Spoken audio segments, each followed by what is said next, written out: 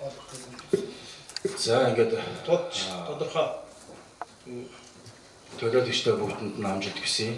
Тэгээд сайн ажиллацгаагаараа 19-р дорог 4-р вагон иргэдийн нот саналыг бас нөгөөдүүлсэн ийм бас нэг босромог асуудал гарлаа. Гэхдээ энэ юуныг бол би бол миний зүгээс манай намын зүгээс бол хууль хяналтын байгууллагаар явуулгаараа явна. Үннийг болно. Хууль хаана үйлчлдэг газар үйлчлэх байлгүй.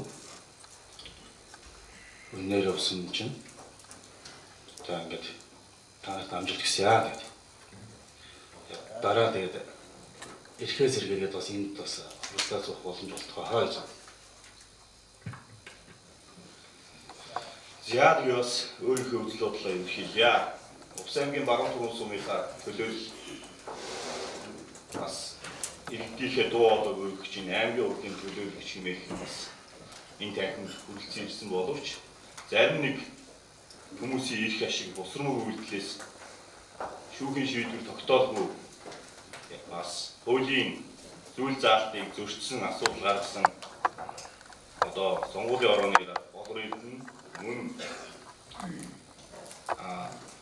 гомдол өгсөн ардчилсан намын энэ бас бүгд өгөөгүй л ганц нэг хүн толгой мэдж өгч байгаа. Тэгэхээр та өөхийнхөө өмнө намайг шүүхийн байгууллагад өгөөд энэ буруудыг тогтоогдсон тохиолдолд өнөөдөр сонгуулийн ороонд өгөөд намайг асуух бүрэн боломж байсан. Гэсэн хэдий боловч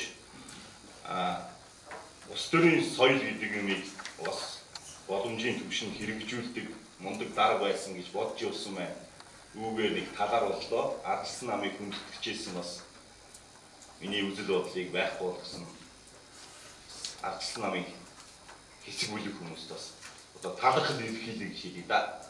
За тэгээд эргээд бас энэ хурлын танхимд хуулийн байгууллагаар шийдвэрлээ. Та бүхэнтэйгээ орчод Увс аймгийнхаа хөгжлийн төлөө бас дуу хоолойгоо өргөхөд бэлэн байна. За тэгээд амжилт хүсье та.